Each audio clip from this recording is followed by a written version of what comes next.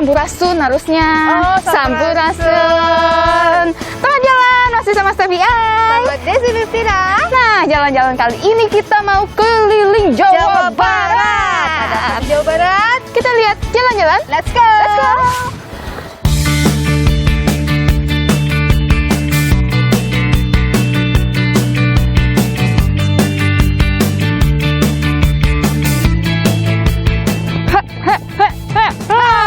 Tengah jalan. Sekarang kita udah ada di Bendungan Ciawi Cipayung. Emang kita di sini mau ngelihat bendungan-bendungan yang dibangun oleh Kementerian Pekerjaan Umum dan Perumahan Rakyat. Bener banget, katanya yang di sini beda nih, Des. Wah, gimana tuh bedanya? Kita lihat jalan-jalan. Let's go. Teman jalan, Bendungan Ciawi yang berlokasi di hulu Sungai Ciliwung, Kecamatan Cisarua, Kabupaten Bogor, memiliki daya tampung sebanyak 6,05 juta meter kubik dan luas genangan 39,40 hektar.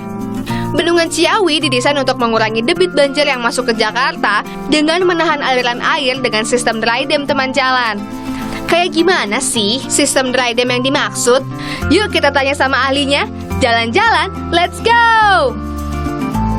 Teman jalan. Kita udah di antara batu-batuan nih. Ini di mana sih, Des? Ini Bendungan Ciawi bareng sama Pak Bambang. Halo, Pak. Selamat siang. Ciawi ini kira-kira berapa luasnya, Pak? Kalau total lahan yang kita bebaskan tuh 86 hektar. Wow. Ya, jadi memang luas sekali. Berapa luas nih, Pak? Berapa Pak? Kalau air yang kita tampung nantinya kalau terjadi banjir ya, karena ini dry dam ya, itu sekitar 6 juta meter kubik. Wow. Nah, tapi nih Pak, kalau misalnya masalah bendungan gini kan, yang perlu kita ketahui juga sistemnya nih Pak. Benar. Nah, sistem bendungan ini gimana sih? Baik, jadi bendungan Ciawi ini adalah bendungan kering yang pertama di Indonesia. Biasa bendungan Ya, kan nampung air. biasanya gitu ya, Pak, bendungan kan nampung air. Jadi setiap kali kita melihat bendungan, yang terbayang nanti adalah banyak air yang akan kita tampung di bagian hulunya. ya? Tetapi khusus untuk bendungan Ciawi dan nanti juga bendungan Sukamahi, ini adalah bendungan kering. Sehingga tidak ada tampungan airnya. Jadi kita nggak menampung air nanti. Ini fungsinya tunggal, Apa tuh Pak? hanya untuk pengendalian banjir Kali Ciliwung. Oh, pengendalian banjir Kali Ciliwung. Jadi nanti daerah-daerah yang akan dikendalikan banjirnya itu daerah apa aja tuh Pak? Di daerah Jakarta ya, terutama ya, karena kan ini Kali Ciliwung ini mengalir ke arah Jakarta. Jadi banjir yang akan mengalir ke Jakarta itu sebagian akan kita tahan di sini. Jadi sesuai perencanaan kita perkirakan nanti kalau terjadi banjir sebesar 365 meter kubik per detik, itu kita akan tahan di sini sekitar 111-112 meter kubik per detik. Yang boleh melewat ke hilir itu hanya 253 meter kubik per detik. Dan ini dampaknya nanti di pintu air Manggarai itu kita akan menurunkan puncak banjirnya itu sebesar 12%. Ya, Mantap. jadi cukup signifikan lah untuk mengurangi banjir di Jakarta. Semoga bendungan ini cepat jadi ya, Pak. Jadi Jakarta nggak banjir lagi. Terakhir nih, Pak, saya mau nanya, ada potensi wisata nggak di sini? Kalau di sini sebenarnya potensi ada, tetapi kita nanti akan melihat yang di Sukamahi, di sana potensi wisatanya lebih bagus. Oh ya? Iya, nanti kita lihat sini. Boleh. Ayo kita lihat teman jalan. Ayo. Jalan-jalan. Let's go.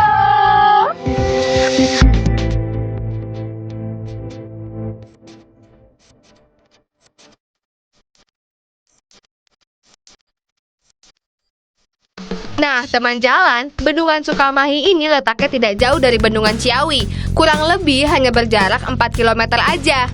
Bendungan Sukamahi memiliki kapasitas tampung sebanyak 1,68 juta meter kubik dan mampu mengurangi laju air yang mengalir ke Jakarta hingga 15,47 meter kubik. Selain berfungsi sebagai pengendali banjir, Bendungan Sukamahi ini memiliki pemandangan yang indah banget. Jadi penasaran, apalagi ya yang akan dibangun untuk pengembangan wisata di sini? Yuk kita tanya-tanya lagi sama Pak Bambang Heri. Jalan-jalan, let's go!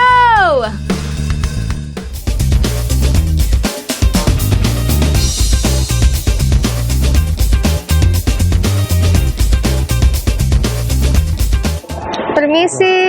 Permisi Pak. Pak ketemu lagi. Halo Pak Doni. Pak. Nah teman jalan, kita udah ada di Bendungan Sukamahi nih. Ini cakep banget Pak. Ijo, betul keren banget ya Pak.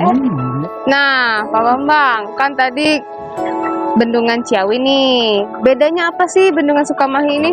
Kalau sistemnya sama, ini sama-sama bendungan kering ya. Ya fungsinya juga tunggal untuk pengendali banjir saja. Hanya kalau di sini kan kita lihat ini view-nya bagus, ya sehingga ini kan bisa kita manfaatkan untuk wisata. Jadi kita menyatukan konstruksi bendungan yang luar biasa ini dengan pemandangan alam ya, dengan lingkungan yang indah. Jadi ini kemudian kita punya keinginan untuk membuat ini juga sebagai suatu tempat wisata. Selain untuk ekowisata, bendungan ini karena ini bendungan kering, ini juga bisa dipakai sebagai tempat belajar. Ya, mahasiswa, dosen, peneliti itu kalau pengen melihat konstruksi bendungan itu seperti apa, itu bisa datang ke sini. Karena apa? Nggak ada airnya, jadi kita bisa melihat sampai ke bawah. Jadi konstruksi bendungan itu apa saja bangunan-bangunan yang ada di dalamnya. Ada spillway-nya, ada conduitnya, kemudian ada timbunan tanahnya yang volumenya cukup besar. Ini 470.000 meter kubik ya, volume timbunannya. Itu kita bisa lihat, bisa dipakai belajar mahasiswa, sehingga mereka bisa memahami bendungan itu seperti apa dan fungsi-fungsinya seperti apa. Itu dari sisi keilmuannya ya, dari sisi keilmuannya kita bisa dapat itu. Kemudian dari wisata kita nanti rencanakan kan nanti di situ ada hidroponik, ada aquaponik ya. Nanti itu juga bisa dibuka untuk masyarakat. Kemudian di sana juga ada kafe juga, ya, tempat makan, ada ikan juga dengan view yang indah ini. Kemudian selain itu nanti di sini bangunan-bangunan ini kita juga akan buat dengan etnik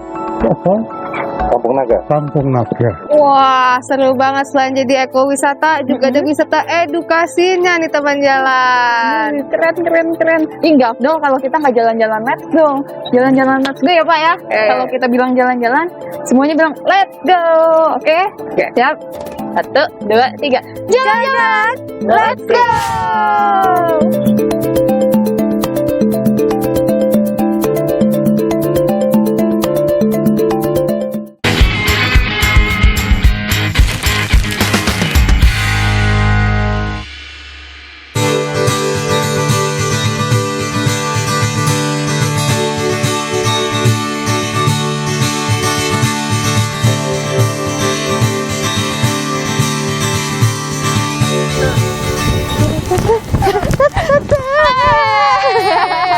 Teman jalan, kita udah di pantai nih. Pantai.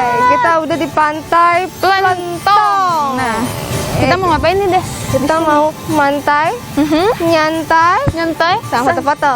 Iya benar, harus foto-foto. Harus. Jalan-jalan, Let's go.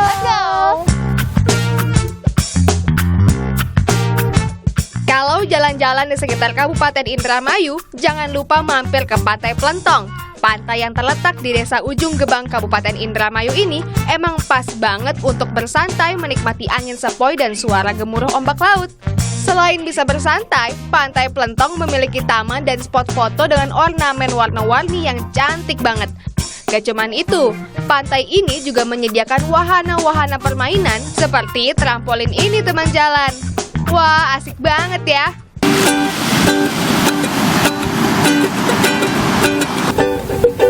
Aduh teman jalan enak banget ya.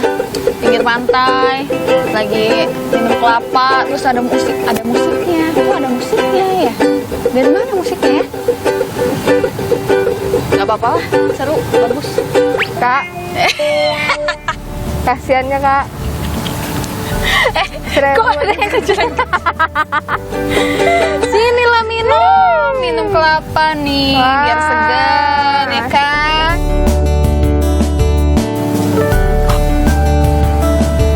Aduh, enak banget teman jalan.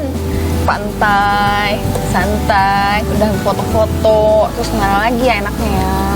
Kemana ya? Mana Des? Gimana kalau kita ke pembangunan Pelabuhan Patimban tuh ada di situ dulu? Situ, gitu tuh. Oh iya, kelihatan tuh teman jalan di sana. Tapi sananya gimana? Berenang kali ya? Ya enggak dong. Enggak dong. Karena Kementerian Pekerjaan Umum dan Perumahan Rakyat udah bikin akses jalan. Serius? Yuk kita ke sana. Ayo, yuk jalan-jalan. Let's go.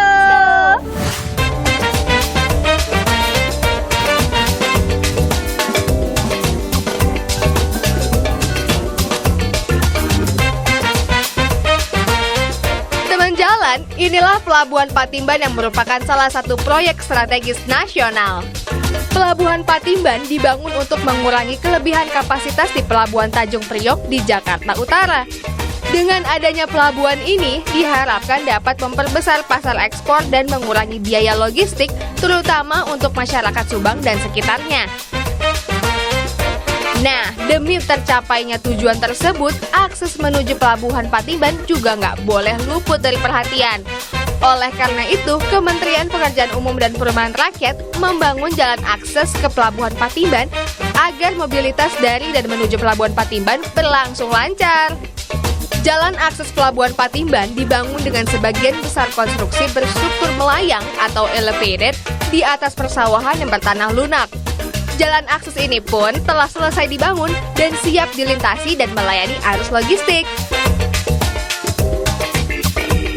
Oke teman jalan, sekarang kita udah sama Pak Indra. Nah, kita kita tanya-tanya langsung nih. Soal jalan akses ini, nih, Pak Indra. Ini jalannya panjang banget nih ya. Berapa panjangnya sih dan sebenarnya kapan sih dibangun dan udah selesai itu kapan? Oke, jadi ini jalan namanya Jalan Akses Pelabuhan Patimban. Ini mulai dibangun di akhir tahun 2018 dan selesai di akhir 2020. Jadi hampir 2 tahun untuk pelaksanaan ini. Ini panjangnya sekitar 8,2 km menghubungkan jalan arteri Pantura kita ke Pelabuhan Patimban yang akan nanti kita operasikan. Pelabuhan yang belakang ini yang lagi Ini dibangun. ya? Ya, betul. Nah, terus kalau misalnya ada rencana pembangunan akses lain nggak Pak untuk menuju jalan ini? Oke, karena ini kan untuk kelancaran logistik ya Mbak ya. Jadi pelabuhan ini butuh akses yang tidak terputus atau tidak ada hambatan. Jadi kalau ini kita sekarang ini hanya melalui jalur Pantura. Pantura itu kan udah crowded dan udah banyak hambatan samping. Jadi mungkin kurang ekonomis untuk pengiriman barang karena waktu tempuhnya juga jadi lama. Jadi untuk itu mengatasi itu nanti ke depannya kita akan membangun jalan tol dari Cipali menghubungkan ke jalan akses ini. Ya, jadi untuk mengurangi waktu tempuh juga itu nanti. Biar lebih cepat. Lebih cepat ya, Wah, betul. mantap banget kalau gitu pengembangannya nanti berarti ada tolnya gitu ya Pak? Ya, nanti dari Cipali itu bisa belok kiri langsung ke pelabuhan ini. Jadi untuk kawasan industri di Bekasi, Karawang maupun Cikarang itu nanti ada pilihan selain ke Tanjung Priok. Nanti ke sini pun juga waktu tempuhnya hampir sama, jadi bisa bersaing. Jadi terbagi juga ya Iya. kan untuk semua di Tanjung Priok ya Betul, Pak? kan seperti kita tahu kan Tanjung Priok sekarang udah lumayan kapasitasnya udah over ya. Jadi ini sebagai antisipasi untuk itu.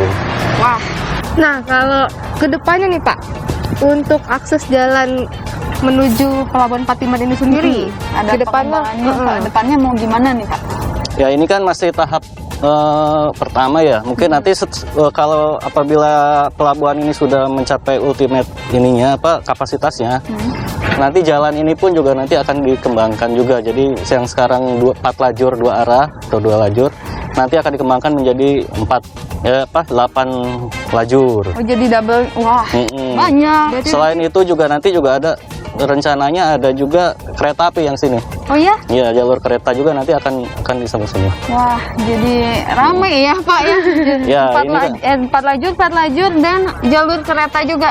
Makasih banyak Pak. Ya, terima kasih, Indra, sama-sama. santunya. Kita jadi ke info banyak Iya. nih ya. Nah, teman jalan jangan kemana-mana karena kita bakalan mau pergi ke tempat-tempat yang selanjutnya. Jalan-jalan, let's go.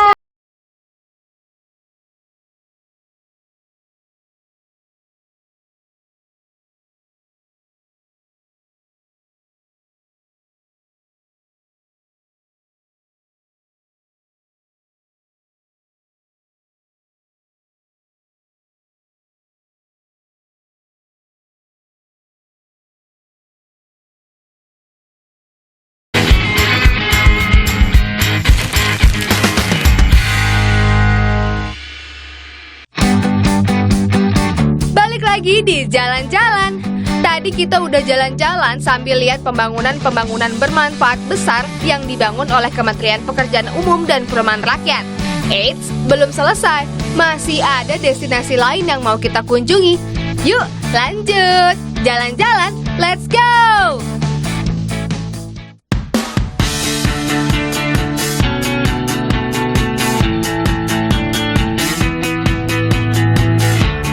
Satu lagi dari Kementerian Pekerjaan Umum dan Perumahan Rakyat, Terowongan Nanjung.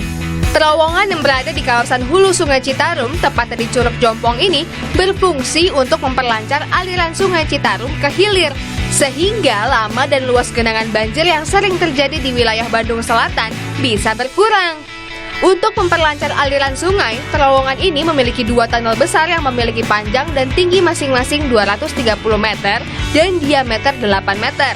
Nantinya, terowongan Nanjung juga terintegrasi dengan infrastruktur pengendali banjir di kawasan Sungai Citarum lainnya. Apabila semua infrastruktur telah selesai, diperkirakan banjir di area Sungai Citarum tidak akan terjadi lagi. Oke teman jalan, sekarang kita udah sama Pak Kabala ini. Ada Pak Basari, halo Pak. Siap. Terima kasih Pak. kasih, ya. Kita mau nanya-nanya nih Pak soal Ya. terowongan Nanjung yang kelihatan di belakang Ya. kita ini. Ya. Nah, sebenarnya kendalanya sebelumnya apa sih Pak sampai diputuskan dibangunnya si terowongan Nanjung ini? Ya, terima kasih. Jadi Citarum Hulu ini kan merupakan suatu cekungan ya. Kita kenal dengan cekungan Bandung, di mana ada 10 anak sungai yang masuk ke cekungan Bandung, diantaranya Cisangkuy, Ciberem, Cikapundung ya, yang menyebabkan banjir di daerah Dayakolot, Bale Indah yang sering kita dengar. Kalau musim hujan selalu terjadi banjir dan lama, bisa berminggu-minggu, bisa berbulan-bulan. Nah, sebetulnya Kementerian PUPR sudah sejak lama melakukan pekerjaan-pekerjaan pengendalian banjir di Citarum Hulu ini melalui normalisasi sungai, pembangunan kolam retensi, bangunan embung ya. Namun ternyata itu tidak cukup karena di bagian hilirnya ini ada yang namanya Curug Jompong yang cukup tinggi di Sungai Citarum dengan ketinggian 6 meter yang menghalangi aliran untuk ke arah Citarum Tengah. Nah, sehingga ini untuk percepat aliran, mengurangi banjir di wilayah tadi itu, dibangunlah terowongan Nanjung ini yang dengan panjang 230 meter sehingga mempercepat aliran ke arah hilir, karena memang situs ini tidak boleh kita kepras karena merupakan situs alam dan mempunyai nilai sejarah bagi masyarakat Pasundan. Berarti cara kerjanya sendiri dari terowongan ini langsung motong gitu ya Pak ya? Iya, jadi terowongan ini kan dia memotong aliran dari hulu ke hilir sepanjang 230 meter. Dan ini juga ada sensor otomatis maupun cara manual ya. Jadi memang kita tetap mempertahankan aliran ke arah Sungai Citarum yang lama yang lewat Curug Jompong sebesar maksimal 100 meter kubik per detik. Lebih dari itu akan lewat terowongan Nanjung, ini punya kapasitas 700 meter kubik per detik. Sehingga begitu banjir ini air akan cepat mengalir ke arah hilir sehingga daerah Dayakolot, Bale Indah dan sebagainya akan cepat turun aliran airnya. Nah, manfaatnya sendiri udah dirasakan sama masyarakat setempat belum sih Pak? Saya kira sudah. Jadi ini kan dibangun 2018, selesai 2019, dan pada saat banjir 2020, 2021 sudah ada pengurangan yang signifikan. Apalagi setelah adanya Plat Cisangkuy, kita juga membangun lagi sekarang ini adanya kolam bersih centeng, ada kolam bersih andir, akan makin terasa manfaatnya untuk Citarum Hulu. Hitungan teman-teman terakhir kurang lebih sudah 80% banjir terkurangi untuk Ki 20 tahunan. Berarti benar-benar udah dirasain banget manfaatnya sama masyarakat sekitar ya. Nah, tapi Insya Allah. Kalau pengembangan ke depannya nih Pak, terowongan Anjung ini seperti apa? Jadi saya kira nanti ini suatu sistem pengendalian banjir yang untuk Citarum Hulu ya. Dan ini juga suatu contoh bagaimana kita membangun infrastruktur pengendalian banjir dengan tetap memelihara situs alam itu ya sebagai sejarah bagi masyarakat kita pertahankan. Jadi ini tanpa merusak situs sejarah yang ada. Dan ini saya kira juga nanti ke depan bisa untuk suatu wisata edukasi ya. Sistem pengendalian banjir di sini bagaimana sih? Bagaimana cara kerjanya ini ya? Saya kira itu. Wah, berarti bisa jadi wisata edukasi juga nih teman jalan. Keren banget. Dan dilihat dari bentukannya keren-keren banget. Boleh kita keliling-keliling, Mbak? Ayo, sama-sama, ayo. Yuk, jalan-jalan. Let's go. Let's go.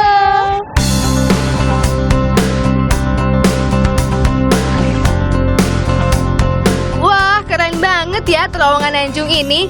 Semoga terowongan Anjung dapat tetap berfungsi dengan baik agar manfaatnya bisa terus dirasakan ya teman jalan. Jalan-jalan, let's go!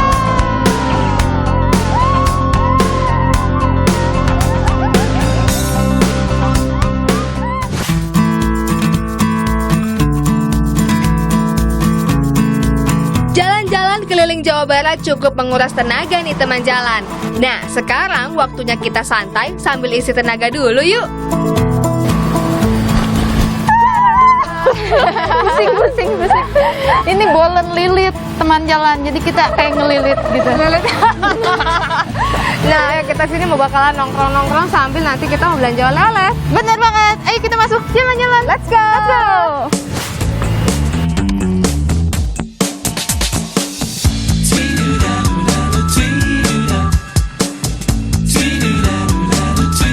Bolen lilit dari Magic Oven Yogya Group. Ini jajanan wajib tim jalan-jalan kalau main ke Kota Kembang. Biasanya bolen lilit bisa ditemui di supermarket atau minimarket Yogya Group. Nah, sekarang sudah ada rumah bolen lilit yang bisa jadi pilihan tempat hangout kamu. Rumah bolen lilit yang terletak di Jalan Trunojoyo nomor 38 Bandung ini berdesain Instagramable yang cocok banget buat foto-foto. Jadi selain bisa hangout asik, foto-foto kamu juga jadi ciamik. Pilihan pastry dan jajanan pasar yang ditawarkan juga banyak banget. Bolen lilit tentunya jagoannya di sini. Tapi tersedia pula croffle alias croissant waffle yang lagi tren di jagat media sosial. Nah, buat kamu yang lapar, kamu juga bisa menjajal makanan berat. Ada pula pilihan menu minuman dan gelato untuk melepas dahaga. Lengkap banget kan teman jalan? Yuk langsung aja kita pilih-pilih. Bolen sudah datang. Ada croffle juga. Ada apa ini? Ini kondimennya si croffle. Ini ada yang Milo, ini ada yang cream cheese, sama strawberry. Mari kita makan teman jalan. Makan. Let's go! Jalan-jalan. Let's go!